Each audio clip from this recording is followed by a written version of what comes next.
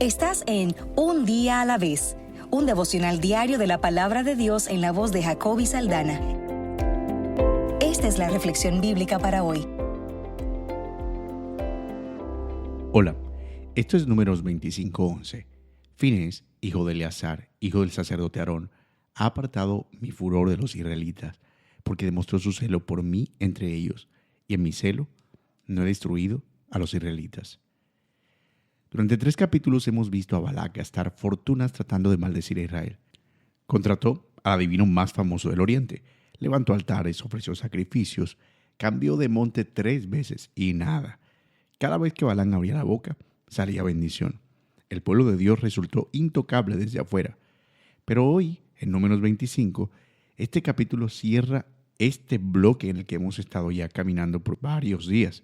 Y lo que vemos es realmente escalofriante, porque el pueblo, que ninguna maldición pudo tocar, cayó solo, sin brujería, sin enemigos, sin ejército, cayó por una invitación a comer y a acostarse. Vamos a entender el pasaje.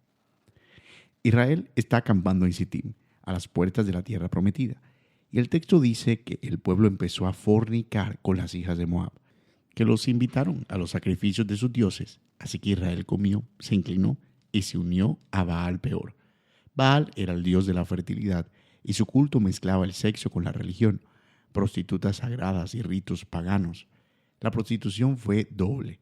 El cuerpo y también el alma fueron comprometidas. El furor de Dios se encendió y una plaga empezó a matar al pueblo. Mientras unos lloraban a la entrada del tabernáculo, un israelita llamado Zimri tuvo el descaro de meter a una mujer madianita a su tienda a la vista de todos. Entonces Finés, nieto de Aarón, tomó una lanza, entró y los atravesó a los dos. La plaga se detuvo. Habían muerto 24,000 personas. Lo que el libro de Apocalipsis nos revela después es importante y clave para entender incluso este texto. Balaam, el que no pudo maldecir a Israel, le enseñó a Balac el truco. Si no se podía maldecir al pueblo desde afuera, se le podía hacer tropezar desde adentro. Lo que la hechicería no logró, lo logró la seducción. Vamos a ver 3 verdades bíblicas en este complejo pasaje de las Escrituras.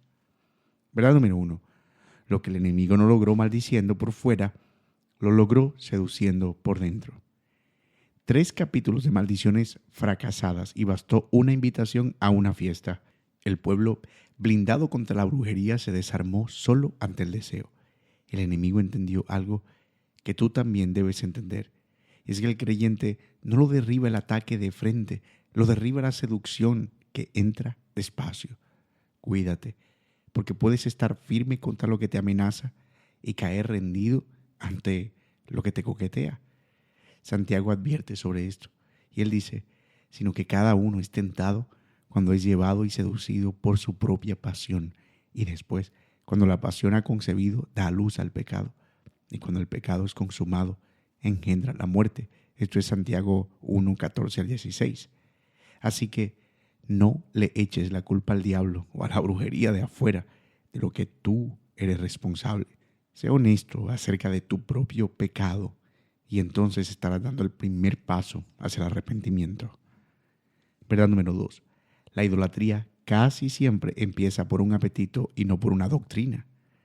Israel no convocó una asamblea para decidir abandonar a Dios. Nadie debatió teología. El texto lo dice muy simple. Comieron, se inclinaron y se unieron. El pecado entró por la carne y de ahí se trepó hasta el corazón. Así funciona casi siempre la apostasía. No toca primero la mente, toca primero el apetito. Por eso vigila lo que deseas, lo que consumes, lo que te permites mirar, porque ahí es donde se gana o se pierde la batalla, mucho antes de que llegue a tus creencias. Y verdad número 3, la plaga se detuvo porque alguien se interpuso e hizo expiación. Finés se levantó en medio del desastre y actuó con celo por la santidad de Dios. Y el texto dice que con eso hizo expiación y la plaga se detuvo.